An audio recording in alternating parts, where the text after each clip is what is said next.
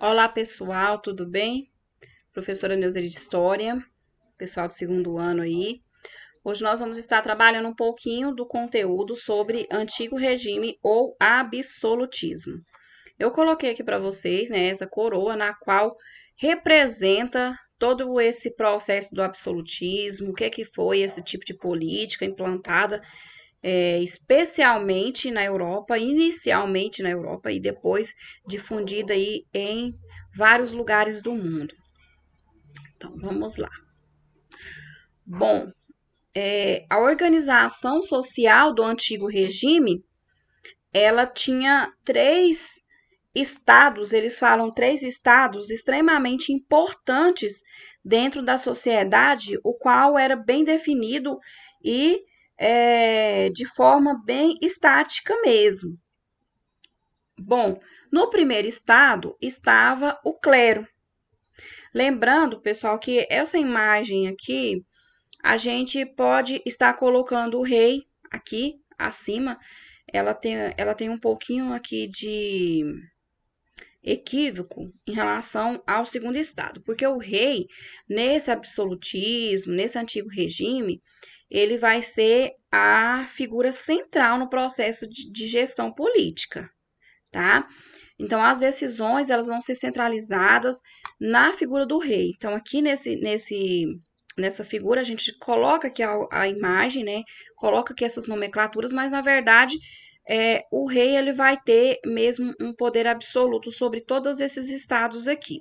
Então, o primeiro estado seria realmente o clero e o rei. O segundo estado, os nobres e os militares de alto escalão. E o terceiro estado, nós teríamos então o povo, né, a população e a burguesia. Vamos lembrar o seguinte, que o primeiro estado e o segundo estado, eles eram classes privilegiadas. Ou seja, o que é o privilégio na concepção, né, do antigo regime? Naquele contexto, privilégio era quem não pagava imposto, certo? E quem tinha lá a melhor alimentação, o melhor vestuário, melhor moradia, as melhores terras para se produzir, né? Enquanto o terceiro estado, que era a grande maioria e eram concedidos pela população e a burguesia, eles tinham menos privilégios e eles trabalhavam mais para quê? Para pagar os impostos que logo iam ser transformados em privilégios para o primeiro e o segundo estado. Aí algum aluno pode questionar, ué, mas e a burguesia? Os burgueses não são classes privilegiadas, né? Hoje a gente não conhece os burgueses como privilegiados. Bom, naquele período do antigo regime, a burguesia é uma nova classe social que surge. São pessoas que se enriqueceram a partir do artesanato e do comércio, especialmente do comércio. Eles vão ser aliados dos reis, mas eles não vão fazer parte dessa classe privilegiada. Tá? Inclusive, a burguesia ela vai ser dividida em dois grupos: os grandes burgueses ou a alta burguesia e os burgueses, né, mais pobres, que era a pequena burguesia. Eles estavam ali dentro da pirâmide social, localizado lá na parte inferior, juntamente com a maioria da população. Então, vamos ver agora aqui mais um esqueminha para vocês estarem entendendo como é que é esse processo. Bom, essa setinha verde, ela significa dinheiro. E a setinha vermelha significa poder. Todos os súditos obedeciam ao soberano. Quem que era o soberano? Quem que era considerado soberano? O mais importante, que tinha um poder centralizado na sua pessoa? O rei, certo?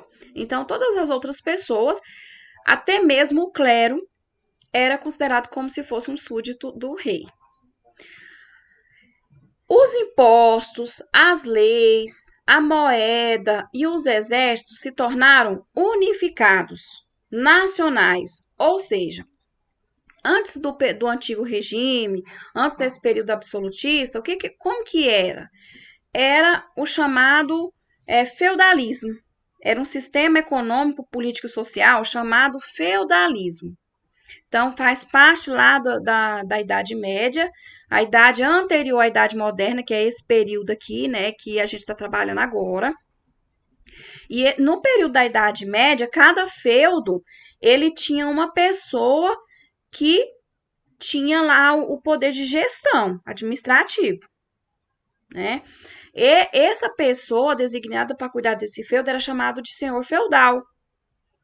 Só que agora, o que que eles fazem? Eles unificam todos esses feudos. Porque cada feudo, como era descentralizado e tinha uma pessoa para cada feudo, eles eram muito assim, misturados, né? Não tinha nada tudo igual, era tudo diferente um do outro. Então, com a chegada dessa retomada, na verdade, dessa retomada do rei ao poder, eles vão unificar tudo, né?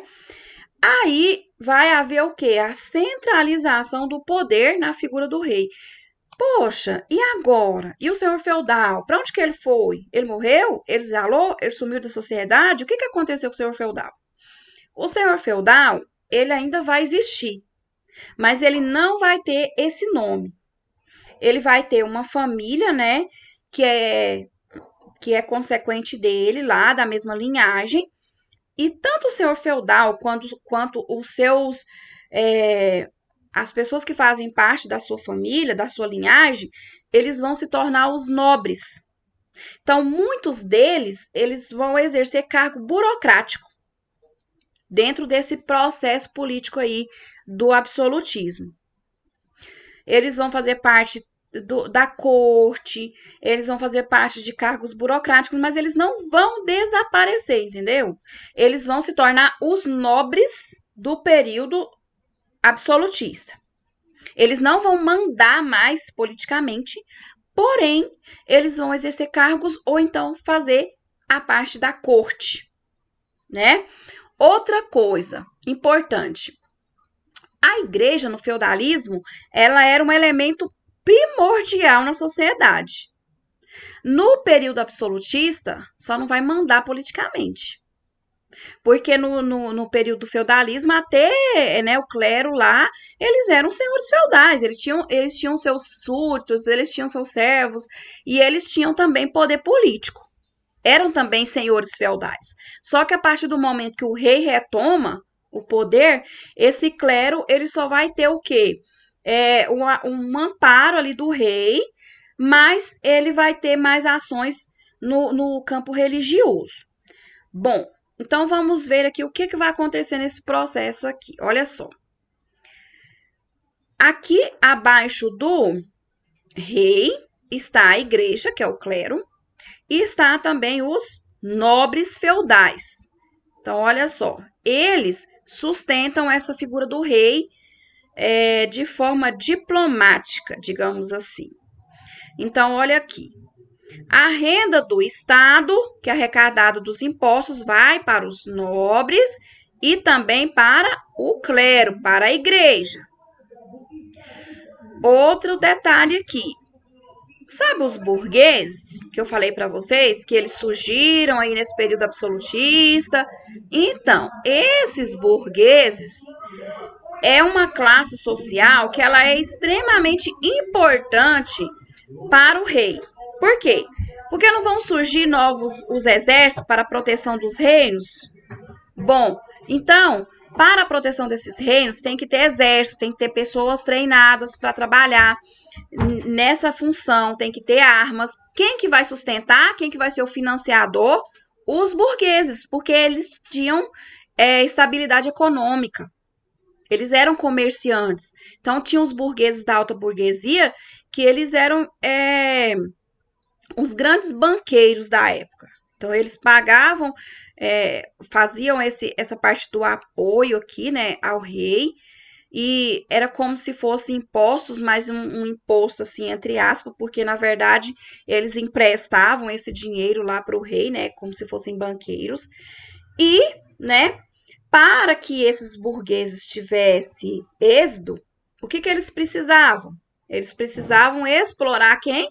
os artesãos para produzir e eles comercializarem. Então, havia o que? As manufaturas, né?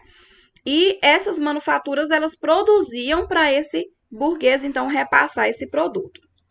Bom, além desse artesão que era explorado pelo burguês, haviam também os camponeses, os trabalhadores urbanos, os quais eram submetidos ao rei. E eles pagavam impostos tanto para a nobreza, tanto para o clero, quanto para o rei. Então, essas pessoas, elas eram a camada social maior, porém, era a que mais trabalhava e mais pagava impostos sem nenhum privilégio. Vamos ver aqui esse próximo esqueminha, onde a gente vai ver o seguinte. Havia o que? Um absolutismo monárquico, onde o poder absoluto era de quem? Do rei. Quem estava abaixo do rei, né? Aqui, os súditos, os quais obedeciam ao rei. Então, o rei tinha um poder divino, inclusive, não era igual ao faraó, tá, pessoal? É diferente.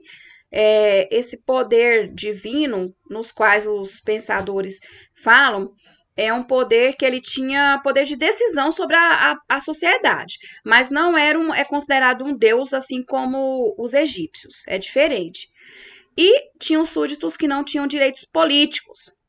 É importante a gente lembrar isso. Aqueles nobres lá, né, a nobreza feudal, os nobres eles tinham função burocrática e cortesã, mas eles não tinham poder político. A partir do momento que o rei assume o poder central, eles não tinham poder político, aí o poder vai ser hereditário, vai passar de pai para filho. Então, eles perdem esse poder político. A sociedade, ela era uma sociedade desigual. Quando a gente vai ver lá desde o primeiro slide, onde vocês vão ver o terceiro estado, que é totalmente desigual, né? Então, havia os privilegiados. Quem que eram? Os nobres, o alto clero, o rei, os não privilegiados.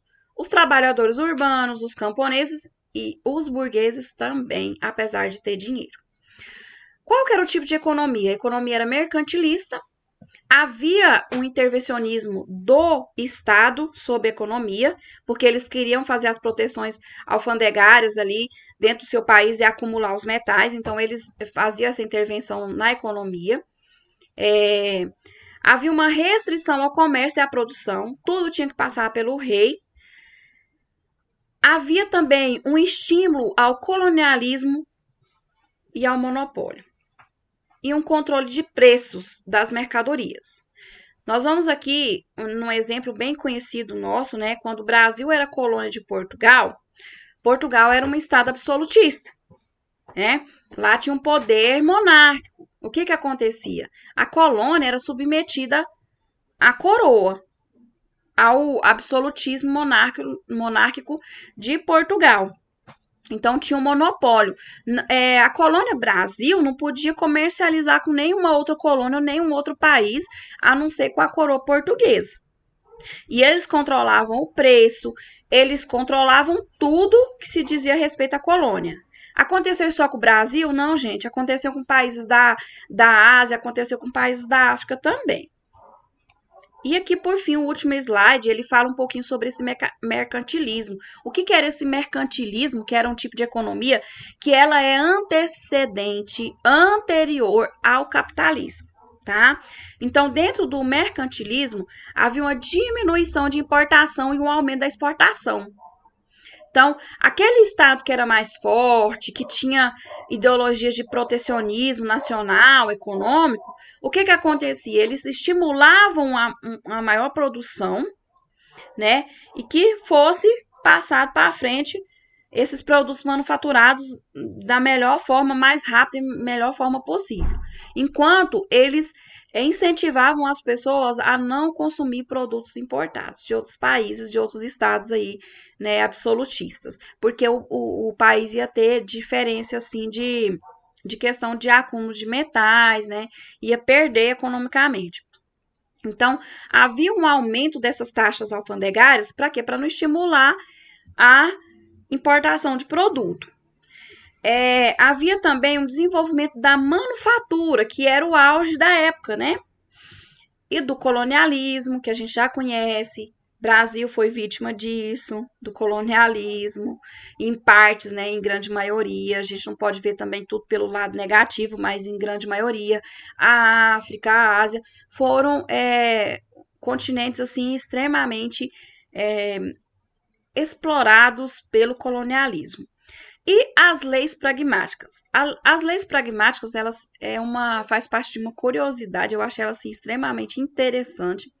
E a gente vai estar montando um videozinho aí como desafio para vocês virem o que que é essas leis pragmáticas, que eu acho assim top demais, gente, é muito bacana. Então, é, era isso para hoje. E na próxima aula a gente vai estar corrigindo algumas atividades sobre o antigo regime e fazendo algumas ponderações para complementar a explicação de hoje. Qualquer dúvida, eu estou à disposição.